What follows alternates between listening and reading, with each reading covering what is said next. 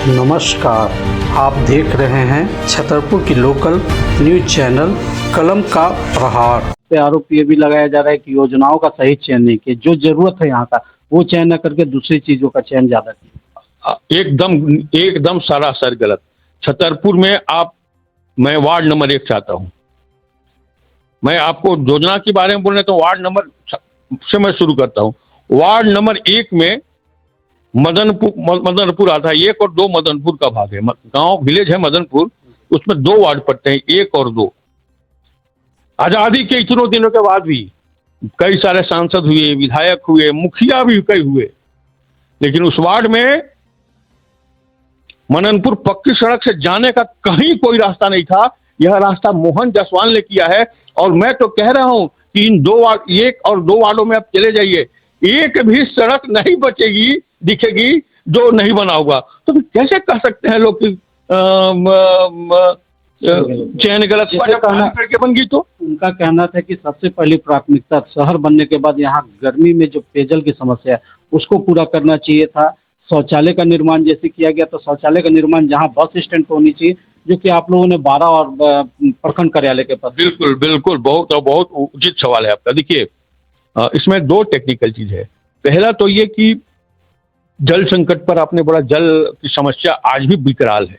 Drinking water problem Chhatarpur में, मैं समझता हूं कि पलामू जिले से सबसे अधिक ड्रिंकिंग वाटर प्रॉब्लम छतरपुर में है, और खास करके नगर क्षेत्र में है तो अन्य ग्रामीण इलाकों में भी है, लेकिन नगर क्षेत्र में विशेष रूप से, क्योंकि ग्रामीण क्षेत्र से जब यह शहर का दर्जा मिला, इसको नगर पंचायत का दर्जा मिला, तो बहुत सारे ऐसी आबादी, आज भी आप देखते हैं कि छतरपुर में बहुत सारे घर बन गए हैं।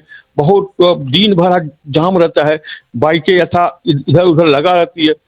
कारण ये पॉपुलेशन का ग्रोथ हुआ है। ऐसा नहीं कि एकाएक यहाँ लोग जन्म के ले लिए, गांव से लोग आकर के यहाँ घर बना के शिफ्ट कर गए।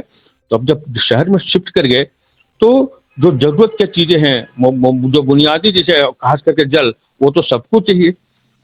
तो जल संकट यहाँ और बहुत गहरा गया है।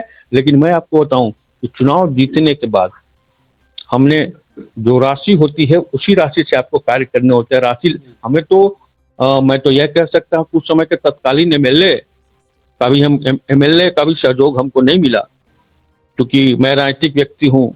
अलग दल से था, वो अलग दल से थे, तो वो उनका भी सहयोग मुझे मिलना चाहिए था, क्योंकि हम एक क्षेत्र के प्रतिनिधि तो मिलना चाहिए थे। लेकिन दुर्भाग्य से उनका सहयोग नहीं मिला। जो करना था हम लोग को अपने से करना था। तो जल संचयन के क्षेत्र में मैं आपको बता दूं, छतरपुर के सभी वार्डों में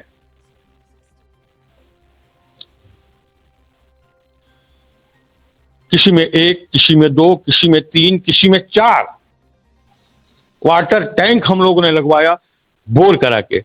अब दुर्भाग्य है हमारा कि 1 साल तो आपके 2 साल पहले की स्थिति यह थी कि वाटर लेवल इतना नीचे चला गया कि वह जो हम लोग का जो क्षमता था 200 फीट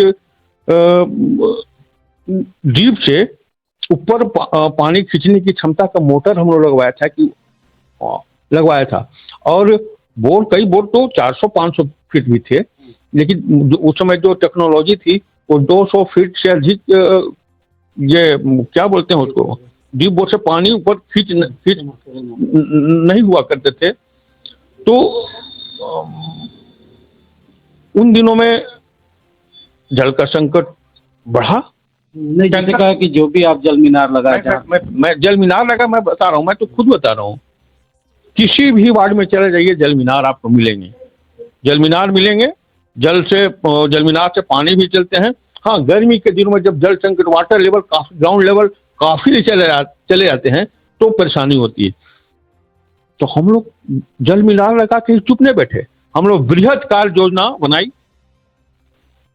बृहद कार्य योजना बना के सरकार को प्रस्ताव भेजा, सरकार ने उसकी सहमति भी दी, सरकार ने उसका टेंडर भी किया, और सौभाग्य से सरकार उस टेंडर से काम भी प्रारंभ हो गया है। बृहद योजना है जो छतरपुर और हरिहरगंज दोनों को ड्रिंकिंग वाटर से मुक्ति दिलाएगा। यह जल संकट की दिशा में मेरा यह लंबी लकीर खींचा हुआ है। अब चूंकि काम बड़ा है, करोड़ों का काम है, वह करोड़ों का काम है, तो उस काम को इम्प्लीमेंट होने में, पूरा होने में क्योंकि सोन से पानी लाना है। 3 जगह जवठवा एक आहार के नाम से हम एक एरिया जानते हैं, एक ब्लॉक कैंपस है, एक मंदिया है, इस 3 जगह सम्प और वाटर टैंक बनना है। तो वो लंबी प्रक्रिया है, वो काम लगेगा निकट भविष्य में, आने वाले समय में। हम उम्मीद करते हैं, क्या करते हैं, हम आपको आश्वस्त करते हैं कि जल संकट के निरूपण के लिए मेरे द्वारा यह कार्य मील का पत्थर साबित होगा। आने वाले पीढ़ियां कहेगी कि हाँ, मोहन जायसवाल ने यह काम करके गया था, जो हमेशा के लिए जल संकट से छुटकारा मिल जाएगा।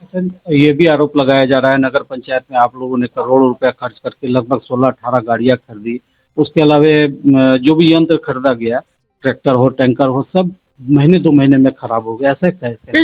नहीं, ये आरोप सरासर गलत है। देखिए, मैं इसके सफाई में तो नहीं कहूंगा, लेकिन जो वस्तु स्थिति है उसकी मैं जानकारी आपको दे दूं आपके माध्यम से। आपने बड़ा अच्छा प्रश्न किया है। नगर विकास और आवास विभाग द्वारा जो राशियां आती हैं, उसमें एक गाइडलाइन होता है कि इतना % आपको यह चीज में खर्चा करना है, इतना % इस चीज में, टाइड में करना है इतना पैसा, अनटाइड में इतना पैसा खर्चा करना है। अनटाइड का पैसा आप नहीं खर्चा करेंगे तो वह पैसा और राशि वापस चल जाएगा। यानी कि जैसे आप गाड़ी खरीदे, आपका 5 साल से गाड़ी एकदम सही है, लेकिन नगर पंचायत का गाड़ी जो है महज 2 महीने 3 महीने में सब खड़े हैं। नहीं, मैं वही बोल रहा हूँ, वो खड़ा नहीं है। देखिए, है क्या, जो भी गाड़ियां खरीदी गई वो जेम पोर्टल से खरीदा गया। सरकार ने एक पोर्टल बनाई है। गाड़ी तो खरीदनी थी, हम रहते, दूसरा कोई रहता, यह अलग बात है कि फंड हम लोगों ने ज्यादा खींच कर लाया तो हमको थोड़ा ज्यादा गाड़ियां खरीद लिए। आप बताइए, छतरपुर में पशु निपटान का कोई पहले नहीं की गई थी। हम लोगों ने जेसीबी खरीदा। नगर बनने के बाद से अब तक आप देखते होंगे कि आवारा पशु अगर कहीं सड़क पर किसी गलियों में मर जाए तो पहले यूं ही महकते रहता था, बदबूदार लोग बीमार होते रहते थे। नगर बनने के बाद यह समस्या हमने हमेशा के लिए खत्म कर दिया है। अब पशु मरता है और जेसीबी नगर की जाती है और उसका निपटान कर देता है। मैं बताऊँ गाड़ियों की बात बोले तो शौचालयों को साफ करने का गाड़ी हमने खरीदा, वह गाड़ी अभी भी कार्यरत है। टिपर हमने खरीदा, आप देखते होंगे प्रतिदिन टिपर निकलता है। ट्रैक्टर हम लोगों ने खरीदा, आप देखते हैं कि प्रतिदिन ट्रैक्टर सफाई कर्मी के साथ 2 रोड के दोनों किनारे पर जाती है।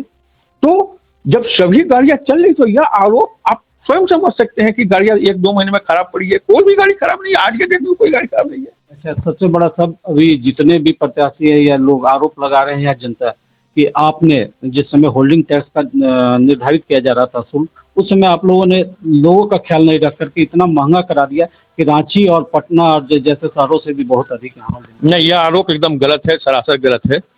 होल्डिंग टैक्स का निर्धारण के लिए देश के प्रधानमंत्री जी ने एक गहरी समीक्षा करी थी और गहरी समीक्षा करके उन्होंने एक बिल लाया और वह बिल लोकसभा में पारित हुआ, राज्यसभा में गया, दोनों जगह से पारित हुआ। उसके बाद वह कानून बना और कानून बनने के बाद देश के सभी राज्यों को वह कानून लागू करने की बाध्यता होती है। जब देश के संविधान, देश में जब कानून बन जाता है तो सभी राज्यों को करना हो जाता है, लागू करना होता है। चिट्ठी जारी हुई, मैं चिट्ठी दे सकता हूँ आपको। उस चिट्ठी में स्पष्ट लिखा कि महानगर पालिका में किस तरह से टैक्स स्लैब होगा, नगर परिषद में किस तरह से टैक्स स्लैब होगा, नगर पंचायत में किस तरह से टैक्स होगा। तो वो निर्धारण वहां से होता है। वहां से उस भारत सरकार की गाइडलाइन के अनुसार राज्य सरकार ने चिट्ठी जारी की सभी नगर पंचायतों को और नगर पंचायत में टैक्स लगना शुरू हुआ। यह आरोप जो लोग लगाते हैं एकदम सरासर गलत है। इसलिए गलत है कि आप शुद्धि लोग हैं, आप मीडिया के बंधु हैं, मीडिया के लोग हैं, आप अच्छी तरह जानते हैं या पता कर लें, नगर का होल्डिंग टैक्स निर्धारण करने का अधिकार नगर अध्यक्ष को है ही नहीं। जब है ही नहीं तो मोहन जायसवाल टैक्स लगवा दिया, अधिक टैक्स लगवा दिया, यह आरोप कहां तक उचित होगा आप स्वयं कल्पना कर सकते हैं। हाँ, इतना है राज्य सरकार के चिट्ठी के बाद अनुमंडल प्राधिकारी के द्वारा ARV तय किए जाते हैं। उसमें है ARV हटाओ ना जी, उसमें ARV क्या है कि किसी रोड कैसा है, जहां का होल्डिंग टैक्स लेना है, वहां का कितना चौड़ा रोड है, रोशनी की क्या व्यवस्था है, कितनी हवा साफ हवा मिलती है, उसके अनुसार से ARV तय होता है। अब जैसे छतरपुर का सबसे अधिक ARV तय हुआ है, जो मेन रोड आप देख रहे हैं डल्टनगंज टू औरंगाबाद वाले रास्ते में, इसका ARV बहुत ज्यादा है। इसका रेट बहुत ज्यादा है। और मैं आपको एक उदाहरण दे दूं कि 12 के गलियों में चले जाइए, 12 के गलियों में किसी को भी 12 के किसी भी गली में होल्डिंग टैक्स किसी को 80 रुपया, किसी को 90 रुपया, किसी को 100 रुपया, किसी को 150 रुपया, किसी को 200 रुपया बस मात्र है। हाँ, यह जो मुख्य पथ है इसका होल्डिंग बहुत बढ़ा हुआ है।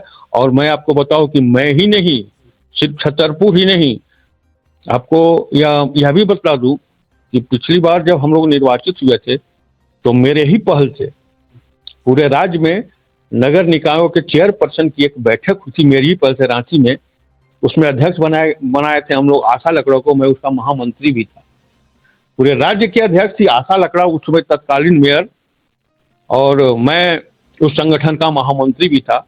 और मैं यह इसलिए स्मरण कर रहा हूँ कि हम लोगों ने ये चीज को महसूस किया था, तो सरकार को हम लोग सामूहिक रूप से, मतलब आप यह कह लीजिए अध्यक्ष संघ के द्वारा सामूहिक रूप से हम लोगों ने सरकार को दिया, मुख्यमंत्री को दिया। उसमें के तत्कालीन ये नगर विकास मंत्री ये हेमंत सोरेन ही थे, नगर मंत्री मुख्यमंत्री हेमंत सोरेन जी थे। इनसे मिलकर के हम लोगों ने किया। अब वो ही क्या करते हैं, इनके बस में भी करने का नहीं है। ये नेशनल हाईवे का मामला, हाँ, नेशनल हाईवे का मामला, यह भी कुछ नहीं कर सकते थे। तो मैं कोरा आश्वासन नहीं दूंगा, कोरा भाषण बाकी अन्य प्रत्याशियों के द्वारा नहीं दूंगा कि मैं आऊंगा तो होल्डिंग टैक्स को हटा दूंगा, मैं आऊंगा तो होल्डिंग टैक्स को कम कर दूंगा। यह मैं कोरा आश्वासन नहीं दूंगा। यह राज्य सरकार और भारत सरकार के गाइडलाइन के अनुसार होती है। इसको मैं क्या, किसी को भी कम बेसी करने का अधिकार नहीं है। हाँ, अपनी बात ऊपर तक पहुंचानी थी और ऊपर तक हम लोगों ने संघ के द्वारा, व्यक्तिगत रूप से भी और संघ के द्वारा भी हम लोगों ने पहुंचाया है, लेकिन फलाफल शून्य रहा। और मैं यही कहूंगा कि आगे भी जब हमें अवसर मिलेंगे तब मैं आगे भी इस बात को उच्चाधिकारियों के पास रखूंगा ताकि लोगों को राहत मिल सके। अब करना तो उच्चाधिकारियों को है, सरकारों को है। इस पर बहुत ज्यादा विस्तार से मैं अभी कुछ बहुत नहीं बोल सकता।